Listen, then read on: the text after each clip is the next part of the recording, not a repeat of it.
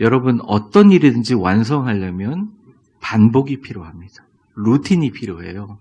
한 번에 해서 되는 일은 거의 없습니다. 한 가지 운동의 동작을 익히려라도 운동선수들이 10,000번, 10만 번 연습해야 되는 거예요. 어느 순간 운동선수가 저쪽에서 공이 날아오는데 오른쪽으로 날아오니 내 오른쪽 발을 45도로 피빗이라 그러죠. 틀고 다시 내가 한쪽 발을 0.3초 만에 옮겨서 내 팔의 오른쪽 어깨의 근육을 사용해가지고 어깨의 회전력을 이용해서 손목을 끝까지 꺾어가지고 잡아서 45도 각도로 친다라고 생각하기 시작하면 이미 그 사람은 선수가 아닌 거죠. 우리 신앙생활도 마찬가지입니다. 어려움이 있고 슬픔이 있을 때 목사님이 슬퍼하지 말고 기도하라고 했지 라고 하면 이미 크리스찬의 그 성숙함의 완성으로 들어간 게 아니라 어려움이 생기면 당연히 자동적으로 하나님이 이 어려움이 있지만 좋은 것 주시려고 그러시는 거죠 라고 하는 긍정의 반응이 이끌어지는 자동화가 일어나야 된다는 거예요. 사실은 그게 굉장히 중요한 겁니다. 그러기 위해서 우리가 매주 출석하는 것이고, 그러기 위해서 저도 물론이고 여러분도 마찬가지고 말씀 안에서 계속 우리를 하나님 앞에 드러내고 하나님과 함께 말씀 속에서 변화와 새로움이 필요하다는 거죠. 오늘은 2가지 루틴과 반복을 말씀드리려고 해요. 여러분의 상황이 그렇게 좋지 않다는 건 알고 있어요. 뉴스만 봐도 알겠습니다. 우리 성도들의 기도 제목을 보지만 더 문제는 뉴스에서 보도되는 모든 것들은 각자의 주장을 관철하기 위해서 부정적인 상황을 극화시키는 것들을 많이 보여줘요. 근데 아무리 보려고 하지 않아도 인터넷이나 뉴스나 전부 다 그런 것들을 보게 되면 우리 마음속에 어떤 마음이 드냐면 그 일과 내가 상관이 없을지라도 그 보았던 부정적인 상황들을 나에게 대입시켜서 나에게도 이러한 어려움이 나타날지 모른다라는 두려움으로 삶을 살게 합니다. 그러니까 여유가 없고요. 기쁨이 없고 그리고 굉장히 쫄리면서 살아요. 엘리베이터 탈 때 유일하게 닫히는 스위치를 3번, 4번 누르는 게 우리나라라 그러죠. 급하기도 하지만 항상 절박한 상황에 자신을 놓아야 거기서 흥이 난다고 생각하는 문화들이 있습니다. 여러분들 가지고 있는 문제들이 지금은 어려워 보이지만 10년 후에 되돌아보면 하나님의 축복이었다는 것을 깨닫게 되잖아요. 오늘 제가 드리고 싶은 말씀은 우리가 천국 갈 때까지 주님께서 주신 가장 귀한 이 긍정의 완성을 위한 루틴과 반복인데 첫 번째는 심리적인 인풋입니다. 마인드셋이라고 하죠. 우리가 마음을 어떻게 먹어야 될 것인가. 두 번째는 육체적인 아웃풋입니다. 또 그 실천적인 행동을 말씀드리는 겁니다. 오늘 본문을 보면 이 역사적인 배경이 나와 있는데 가나안 정복 전쟁을 역사적 배경으로 가지고 있습니다. 청동기 후기 문명을 가지고 있는 뒤떨어진 이스라엘 민족과 이미 철기 초기에서 중기까지 나아가는 고급 문명을 가지고 있는 가나안이 싸워서 그 넓은 지역을 최단 시간에 역사상 한 번도 상대가 되지 않은 무기와 전투력 면에서 상대가 되지 않은 싸움에서 청동기 문명을 가진 이스라엘이 이겼네요. 이러한 말도 안 되는 최초의 세계사 전쟁의 사례가 바로 오늘 본문에 나와 있는 배경이라고 할 수 있어요. 너무나 자세한 사료들과 기록이 있지만 역사학자들은 그것을 드러내기를 되게 꺼려합니다. 왜냐하면 생각해 보세요. 청동기 문명을 가진 사람들은 마차가 없었어요. 제대로 된 칼이 없었습니다. 그러니까 싸움이 안 되는 거죠. 그런데 성경의 말씀에 근거해서 보면 그 당시 한 번도 함락되지 않는 첫 성인 여리고성에 가서 사람들이 7바퀴 돌면서 와 소리 지르니까 와르르 무너졌다는 얘기가 나와요. 이걸 역사학자들이 어떻게 기록할까요? 그런데 지금도 여러분들 그 지역의 여리고성에 무너진 터가 있습니다. 그래서 역사학자들은 무신론자들은 이것을 드러내기를 그래요. 근데 여러분 이 싸움 뭐냐? 저를 한번 따라해보세요. 이 싸움은 하나님께서 이스라엘과 함께 하신 믿음의 싸움이다. 근데 모세가 딱 봐도 말도 안 되는 싸움을 하기 전에 이 신명기 32장에 백성들을 향해서 야, 내가 마지막 죽기 전에 너희한테 유언을 좀 하고 싶은 말이 있다라고 시작을 합니다. 1절과 2절 한번 보여주세요. 같이 한번 읽어보겠습니다. 시작. 또 모세가 가서 온 이스라엘을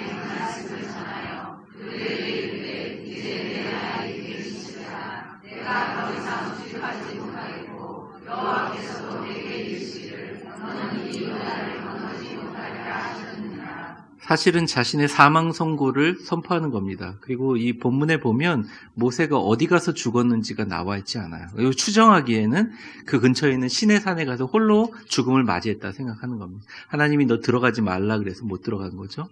근데 마지막으로 유언은 얼마나 귀한 얘기를 하겠습니까? 3절서부터 5절까지 보여주는데 먼저 3절 한번 보여주겠습니다. 이제 전쟁터를 나가는 모든 사람들에게 이렇게 얘기합니다. 3절을 제가 한번 읽어보죠.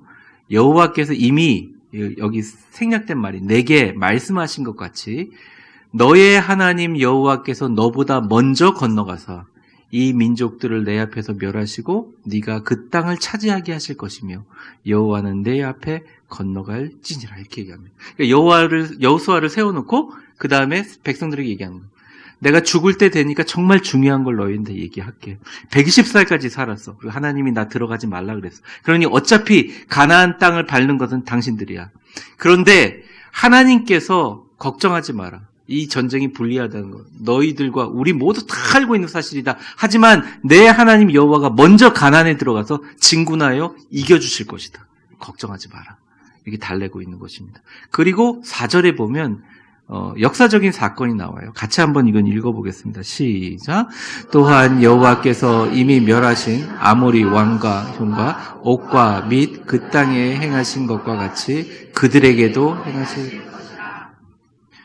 여러분 신명기 2장에서 3장까지 보면 가나안으로 진군하는데 가장 방해를 많이 하고 강력한 두 나라가 있었어요. 그것이 바로 아모리라는 왕과 또 바산이라는 나라였습니다. 아모리라는 나라와 그러니까 아모리 왕 시온과 바산의 옥이라는 왕을 물리쳤어요. 근데 물리쳤는데 너무나 전생 역사상 가운데 너무나 처참하고 잔혹하게 물리쳤어요.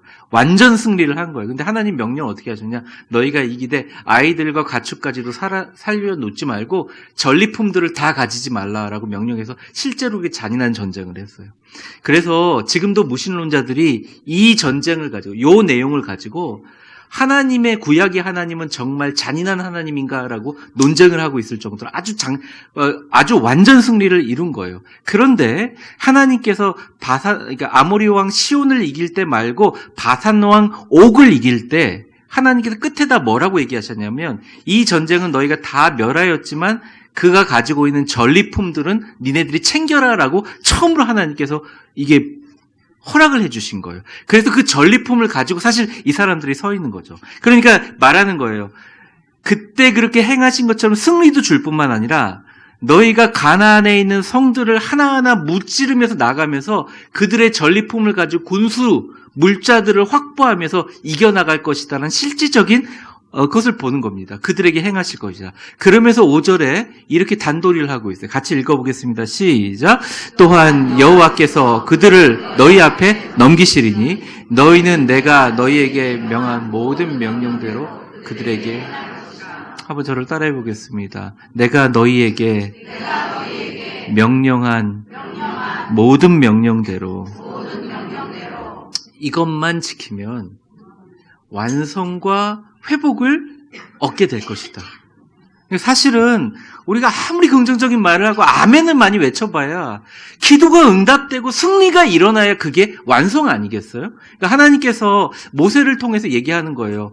너희에게 정말 명령한 것 가운데 이게 마지막 딱 완성을 위한 것은 내가 명령한 대로 하면 된다. 내가 명령한 대로. 긍정의 최종 완성인 승리를 위하여 명령한 대로 하면 된다. 라고 얘기하면서 두 가지를 6절서부터 8절까지 쭉 얘기하고 있어요. 먼저 한번 저를 따라해 보겠습니다. 내적으로 강해야 한다. 그러니까 마인드 세팅이에요. 마인드 세팅. 굳세게 마음을 먹으라는 것입니다. 6절에 이렇게 나와 있는데 6절 보여주세요. 한번 제가 읽어보겠습니다. 너희는 강하고 담대하라. 두려워하지 말라. 그들 앞에 떨지 말라. 내 하나님 여호와 그가 너와 함께 하시며 결코 너를 떠나지 아니하시며 버리지 아니하실 것임이라 하고. 왜 떨지 말라고 했을까요, 여러분? 이미 가나안 민족은 그 당시 검증된 거인들이었습니다. 여러분 동유럽 신화와 이 땅에 나오는 모든 판타지 영화에 나오는 거인들의 신화는 가나안 민족으로부터 시작됐어요. 이것을 성경에 보면 아나크라고 합니다. 아나크라는 말이 히브리 말로 거인, 큰 사람이란 뜻이에요. 그러니까 덩치가 좋았어요. 얼마나 덩치가 좋았냐면 사실은 이렇게 40년 고생 안 하고 출애굽 간 지 얼마 안 돼가지고 가나안으로 진군해서 가나안으로 들어갈 수 있었어요. 원래 약속을 가지고 광야는 과정이었잖아요. 광야를 가기 위해서 출애굽한 게 아니잖아요. 그런데 정탐꾼이 갔다 오자마자 하는 보고가 너무너무 크다는 거예요. 그들은 사람이고 우리는 메뚜기라는 거예요. 원래 사람이 남들에게 그 어려움을 들으면 굉장히 큰 것처럼 보여집니다. 여러분, 남들이 굉장히 무섭다고 힘들다고 하는 일을 먼저 하세요. 그게 승리의 비결입니다. 우리 젊은 분들 계시면 꼭 그 부탁을 드리고 싶습니다. 남들이 안 가려고 하는 게 저 가면 꼭 망한다 하는 길이 있다면 정말 하나님께 기도하고 담대하게 나아가세요. 그곳에 길이 있어요. 그런데 사람들이 그것에 의해서 정말 두려워하고 떠는 거죠. 근데 부모님들의 교육에 의해서 1세대는 다 죽었지만 그 부모들의 교육에 의해서 나머지 있는 2세대들이 두려워하고 떨지 말라고 주님께서는 말씀하고 계셔요. 두려워하고 떨지 말라. 그래서 원래 이 6절의 본문에 너희는 강하고 담대하라 이렇게 나와 있지 않고 옛날 성경에는 너희는 마음을 지극히 강하게 하고 담대히 하라라고 나와 있습니다. 마음이란 뜻이죠. 자, 우리가 강하게 마음을 붙잡는다는 것이 히브리어적으로 어떤 의미를 가지고 있는가? 한번 표를 보겠습니다. 한번 저를 따라해 보세요. 하자크. 크가 이렇게 가래가 나올 정도로 하자크 이렇게 사실은 근데 이 하자크라는 말이 어떤 뜻을 가지고 있냐? 강하라는 뜻인데 이 강하라는 뜻은 마음의 강함을 얘기하는 거예요. 한번 같이 읽어보겠습니다. 꽉 잡다, 달라붙다라는 뜻으로 손에 힘이 있어 무엇을 잡고 놓치지 않는 것을 가리키는 심리적인 의미예요. 그러니까 강하라는 말은 마음이 강한 걸 얘기하는데 마음의 강함이 뭐냐면 내가 어떤 신념을 묻으면 그 신념을 갖고 꽉 잡고 있는 거예요. 놓지 않는 거예요. 암벽 클라이밍을 할 때 바위를 잡은 손에 악력이 놓쳐지면 죽을 수밖에 없는 것처럼 나에게 주어진 그 옛날의 말씀, 축복의 말씀을 꽉 잡는 마음의 힘을 이야기하는 것입니다. 마음을 단단하게 붙들어 매라는 그런 뜻이죠. 먼저 들어갈 때 두려워하고 떨면 진다는 거예요. 그들의 덩치와 외모를 보고 그럼 진다는 거예요. 반드시 이긴다. 반드시 좋은 일이 있을 것이다. 하나님은 우리 가족과 우리 교회에 반드시 좋은 것을 예비하고 계실 것이다. 라는 마음을 흔들리지 않고 꽉 잡고 있으라는 것입니다. 아무리 흔들리게 하는 주변의 부정적인 환경들과 사람들의 속삼이 있어도 하짝 꽉 잡고 붙들어서 반드시 내게 복을 주시는 좋은 하나님, 선하신 하나님에 대한 기대와 찬송과 선포를 무너뜨리지 말라라고 모세는 이야기하고 있어요. 사실은 이 본문을 가지고 모세에게 직접 했던 하나님의 말씀을 여호수아에게 얘기하고 여호수아는 하나님의 이 말씀을 모세를 통해서 대신 들었는데 정작 나중에 여호수아서에 가보면 이 말을 하나님이 직접 요단강 앞에 서 있는 여호수아에게 얘기합니다. 어쨌든 강하라는 하자크라는 말은 꽉 붙잡으라는 거예요. 옆 사람 한번 축복해 보겠습니다.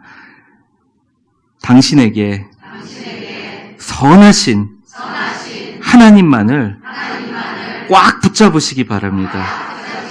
근데 흔들리지 말아야 된다는 거예요. 하나님이 우리에게 좋은 것 준다는 사실은 흔들리지 말아야 된다는 거예요. 꽉 붙잡아라는 거예요. 그러니까 사람들이 얘기할 수 있어요. 집사님 그래도 하나님께서 우리 가족을 하나님께서 축복해 주실 거예요. 그건 집사님 생각이고. 또 누가 얘기합니다. 저는요 선하게 내 가족에게 향하신 하나님만 바라봅니다. 우리 교회를 향한 하나님을 바라봅니다. 강하게 마음을 먹고 마음은 무너지지 말아야 된다. 포기하지 말고 기도하고 찬양하며 감사하며 아멘으로 하나님께 영광을 돌려야 된다는 거죠. 저를 한번 따라해보세요. 나의 하나님은 승리의 하나님이다. 이게 모세의 고백이에요. 너의 하나님은 너희에게 이미 약속한 가나안 복지, 젖과 꿀이 흐르는 땅으로 인도해 주실 하나님이다. 그 하나님이 너와 가까이 계시고 떠나지 않을 것이다. 두려워하지 말라. 그들로 인해서 걱정하지 말라. 이렇게 얘기합니다.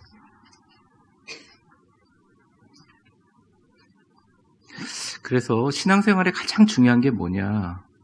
신앙생활을 윤리나 도덕이나 아니면 어떤 성취로 생각하는 사람은 끊임없이 두려워할 수밖에 없어요. 사람들을 의식할 수밖에 없고. 그런데 신앙생활을 성경에 쓰여있는 하나님의 말씀이 나에게 이루어질 뿐만 아니라 그 말씀이 내 삶 속에 싹이 나서 내 삶 속에 결과를 보여준다는 것을 내 믿음의 시스템을 바꾸게 되면 그때부터 어떤 방법이로도 간에 말씀이 나로 향해서 살아 움직이게 되는 것입니다. 여러분, 하나님의 선하심을 굳게 잡고 놓지 마시기를 주의 이름으로 축원합니다. 하나님은 여러분에게 반드시 좋은 일을 주실 줄 믿습니다. 역사를 한번 축복해 보겠습니다. 하나님은 반드시 당신에게 최고의 것을 예비해 주십니다. 근데 세상에 나오는 소리들은 거의 반대예요. 그래서 여러분, 얼마 전에 제 주변에 있는 분이 보이스피싱에 당해가지고 엄청나게 힘들어 하시는 거예요. 정말 웃을 일이 아니더라고요.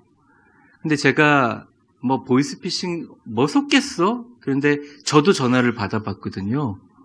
그래서 정신없이 한 10분 통화하다가 얼른 끊었어요. 큰일 날 뻔했어요. 그러니까 이런 사람들이 꼭 걸려요. 보이스피싱 걸리는 사람, 이런 사람이 꼭 걸려요. 근데 보이스피싱이 왔을 때 제일 간단하게 이것을 딱 돌리는 방법은 딱 한 가지랍니다. 알겠습니다. 제가 개인적으로 따로 알아보고 연락드릴게요. 그럼 전화를 안 한대요. 대부분 그 얘기하면 요즘에 그 말 많이 하니까 계속 아니 그러지 말고 카톡에 무슨 사이트를 들어가 보고 아니 홈페이지가 하나 있으니까 찍어드릴 테니까 거기 들어가라 그래. 들어가는 순간 다 날아가는 거예요. 그런 얘기 하지 마시고 내가 지금 바쁘니까 개인적으로 제가 직접 알아보고 말씀드릴게요. 그럼 보이스피싱을 이길 수 있다는 거예요. 우리 영적인 것도 마찬가지입니다. 우리 주변에 많은 소리들이 있어요. 많은 어떤 철학과 많은 사상과 문화들이 있어요. 그럴 때 그냥 간단하게 얘기하면 돼요. 내가 하나님과 직접 연락해보고 말씀드릴게요. 우리 교회는 안 그랬어요. 누가 남에 대해서 얘기하잖아요. 그럼 딴 말 할 거 없어요. 네, 그러세요. 제가 그분을 위해서 기도하겠습니다. 계속 그렇게 얘기하시면 제가 그분하고 연락하고 절대 그렇게 오지 않아요. 우리 여지를 주지 않는 거예요. 뭐가 교회의 덕이 될지 말씀과 성령에 비추어서 말씀드릴게요. 마귀가 다 도망갑니다. 사랑하는 성도 여러분, 굳건하게 마음을 잡으세요. 여러분에게 보이는 결과가 중요한 게 아니라 그 결과에 꽉 잡고 놓치지 마세요. 얼마나 세게 붙잡느냐의 싸움인 거예요. 사실은 그 잡는 힘은 어디서 나오느냐? 믿음이라는 것입니다. 여러분에게 이러한 꽉 잡는 하자크가 있으시기를 주의 이름으로 축원합니다. 그리고 최종 완성을 위해서는 이제 우리 마음만으로 안 되는 부분이 있어요. 우리가 신앙생활하면서 참 어려운 부분이기도 합니다. 그리고 우리가 교회 나오고 훈련을 받아야 되는 이유이기도 해요. 왜냐하면 마음을 먹는다고 해서 좀 어느 정도까지는 진행이 되지만 이게 육체적인 습관과 훈련으로 가미되지 않으면 내 것이 되지 않아요. 저도 마음은 많이 먹습니다. 저도 결심은 굉장히 많이 하거든요. 막 인터넷 보면서 막 복근 나오신 분들, 복근 보면서 마치 그거 막 해서 하루 종일 운동하면 그렇게 나올 것 같이 해가지고 하다가 몸살이 나가지고 설교에 지장을 준다든지 그런 일들이 있는데요. 마음하고는 사실은 상관이 없어요. 육체적인, 구체적인 반복과 훈련이 필요하다는 거죠. 다이어트 하려고 마음 먹는다고 되는 일은 없습니다. 헬스장 등록한다고 되는 일은 없어요. 등록만 하면 뭐예요? 나가야죠. 주변에서 너 살 뺄 치질이 아니다. 너는 먹고 통통해져야 된다. 그래서 아니야. 나는 마음 굳게 먹었어요. 너는 운동 못할 거야. 아니야. 나는 할 수 있어. 마음은 굳게 먹고 헬스장에 찾아가서 헬스장 시설을 다 보고 탁 표를 끊었어요. 근데 집에 앉았더니 헬스장까지 차 타고 가고 싶지가 않네요. 안 끊으면 안 된다는 거죠. 하나님께서 오늘 말씀하시되 마음을 하자크 강하게 먹는 것 너무너무 중요하다. 근데 7절에 뭐라고 하냐면 하자크만으로 부족하다. 7절 한번 보여주세요. 뭐라고 나와 있는지. 같이 한번 읽어보겠습니다. 시작. 모세가 여호수아를 불러 온 이스라엘 목전에서 그에게 이르되 너는 강하고 담대하나 너는 이 백성을 거느리고 여호와께서 그들의 조상에게 주리라고 맹세한 땅에 들어가서 그들에게 그 땅을 이 상황을 그림으로 한번 그려보겠습니다. 이스라엘 백성들에게는 집단 트라우마가 있어요. 부모님으로 받은 집단 트라우마 두 가지가 있는데 첫 번째는 뭐냐? 잘 출애굽해 왔는데 출애굽해서 처음에 딱 장벽인 어마어마한 홍해 앞에서 한번 다 몰살당할 뻔한 적이 있었어요. 근데 모세가 지팡이를 내밀고 하나님께서 동풍을 불어서 갈라주셨잖아요. 어쨌든 그들에게는 큰 트라우마인 거예요. 두 번째는 뭐냐?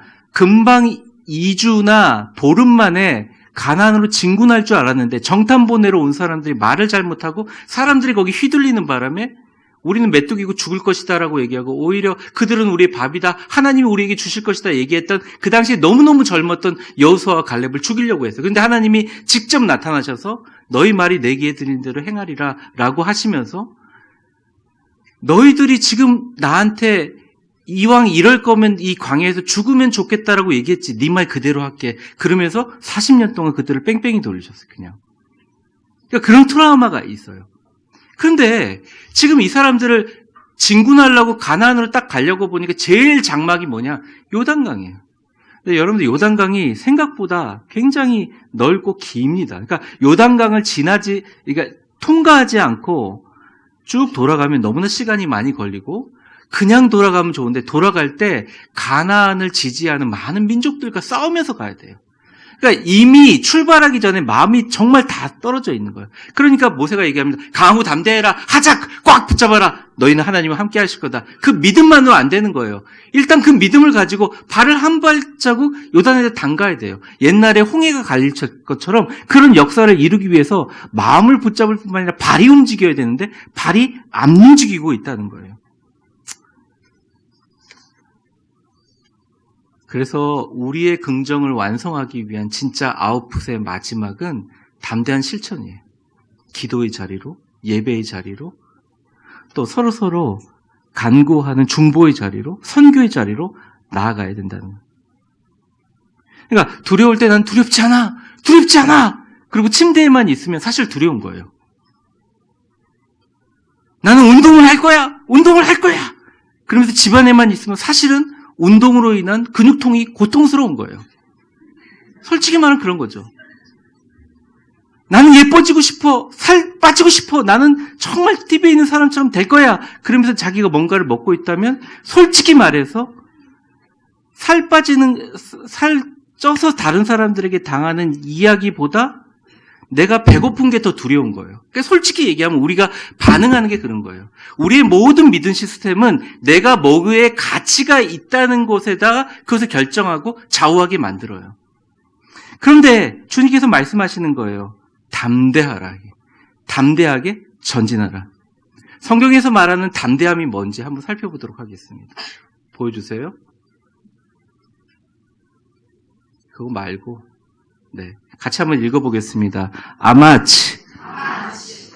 치 발음을, 이 히읗 발음이 느리는데, 이게 담대하다는 뜻입니다. 뜻이 뭐냐? 한번 화면을 보겠습니다. 무릎이나 허리에 힘이 들어가 있는 상태, 이것은 육체적인 힘을 내기 위해 버티고 서서 분발하는 육체적인 의미로 쓰이는 단어이다. 목사님, 담대하라는 말은 마음을 말하는 거 아닙니까? 한국어로 번역돼요. 근데 원문에는 하마치라고 나와요. 하마치가 어떻게 쓰이느냐? 한번 보겠습니다. 잠언 31장 17절에 보면 이 하마치라는 단어가 2번 쓰여요. 같이 한번 읽어보겠습니다. 시작.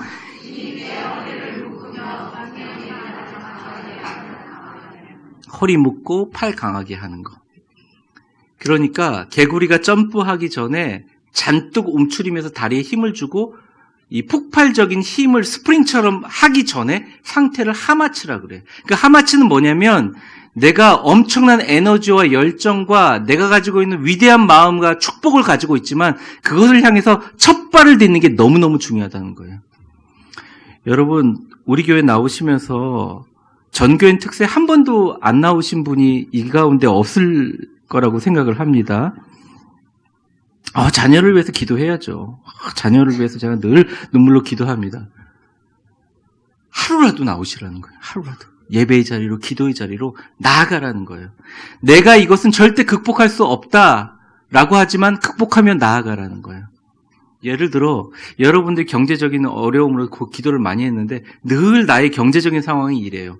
근데 단 한 번만이라도 하나님, 내가 이제는 내 인생의 야복강가입니다. 나 이게 막다른 길이에요. 내 가족 위해서 막다른 길이에요. 하나님이 내게 축복하지 않으시면 내 환도뼈를 부러뜨리든지 뭘 부러뜨리든지 하나님 여기를 승부를 보자고요. 이러려면 어떻게 기도의 자리로 나가야 된다는 거잖아요. 여러분, 이 부모가 가장 하는 축복이 자녀를 향한 축복입니다. 사랑하는 성도 여러분, 담대하게 허리와 무릎에 힘을 주고 주님 앞에 나아가시기 바랍니다. 이 담대함은 절대 말뿐이 아니에요. 인식이 아니에요. 지각이 아니에요. 행동이라는 거예요.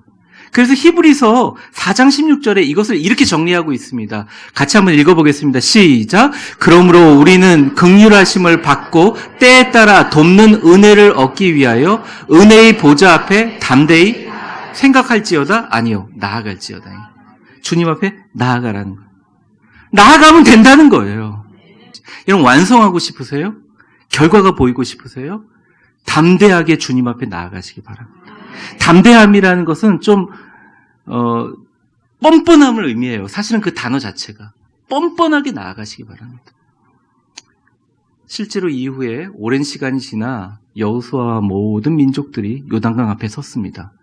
근데 누구 하나 나아가지 못하는 거예요. 근데 여호수아에게 하나님의 영이 임하셔서 말씀하세요. 두려워하지 말라, 놀라지 말라, 내가 너와 함께함이라.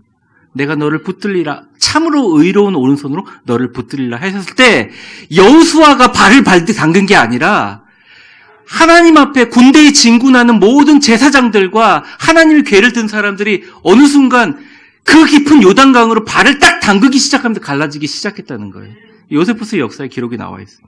사랑하는 성도 여러분, 여러분이 수많은 신앙생활을 하고 저도 앞으로 하나님 나라 갈 때까지 말씀을 증거하는 삶을 살 텐데 죽어도 안 되는 일이 어디 있어요? 돼요. 우리 대한민국을 위해서 여러분 기도해 주시기 바랍니다. 우리 대한민국에 된다는 이야기가 많았으면 좋겠어요. 서로 사랑하고 용서하고 축복했으면 좋겠어요.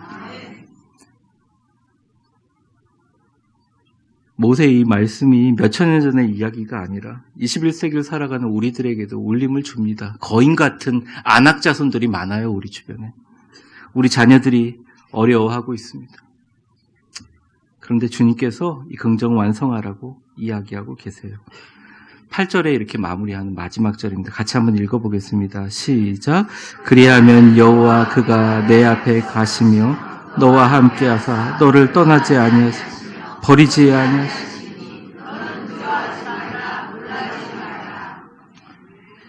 저는 이 구절을 어저께 묵상하면서 눈물이 탁 터지더라고요. 늘 하나님을 우리가 호출하는 줄 알았어요.